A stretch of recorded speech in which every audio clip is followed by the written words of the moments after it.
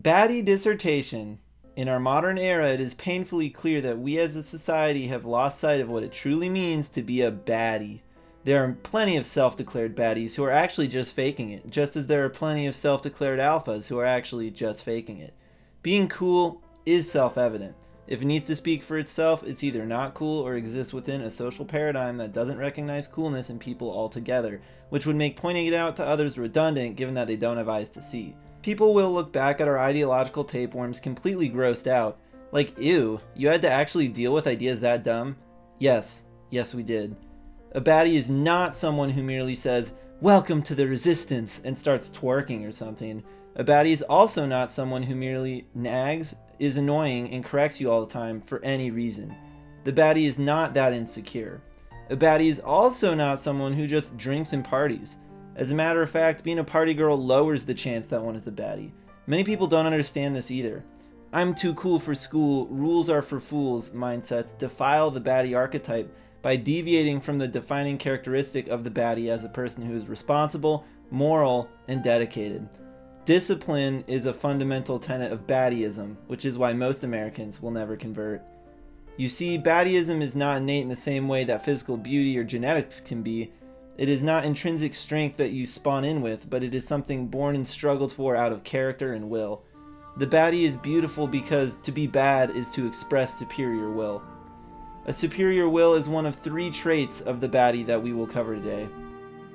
An animalistic nature, a willingness to badger, but not in a whiny way that you can't respect. The respectability of the aggression is key here, which is why preferably she does some kind of frustrating or greatly sacrificial job during the day so she can come home angry about it. I.e., if she's this way because of you, that's a bad sign because it probably means you're a loser and don't deserve a fiery angel like her. Hopefully her fire is aimed somewhere else and not at you or your shared familial sanctuary, but the fact that she has fire and could aim it at you is what's hot. She makes you feel weak and afraid, and at the very least invites out your most beta qualities due to her overwhelming masculinity. But she also makes you feel like you won't be abandoned or betrayed. So it's worth the trade-off. And I mean, both are features, neither are bugs. If the first trait is superior will and the second trait is a honed animal rage, what is the third trait? Being super hot and physically attractive, just like my wife Tigress, obviously. Besides that, there is a fourth and auxiliary trait, mom vibes.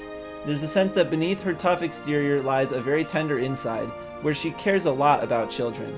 This makes her toughness extra sweet because you know that beneath her masculine shell are unmet feminine needs that are dying to be expressed in a healthy way, but she's been too busy protecting the Valley of Peace and dealing with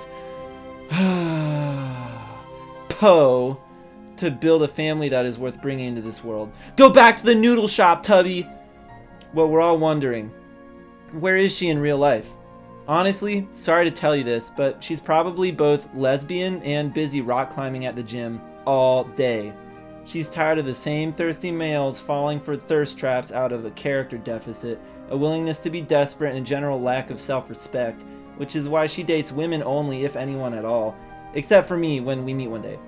In this life, part of the purpose of studying the nature of the baddie is reaching the final acceptance that she is even harder to find than a regular unicorn. The only remaining way to work towards a prime, healthy baddie is to yourself become a prime, healthy baddie to a point where she respects and looks up to you. But therein lies the problem, the paradox, the enigma.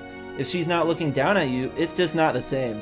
Which is why the constitution of the baddie mythos demands complete abstinence from romance entirely. You must choose delusion over reality.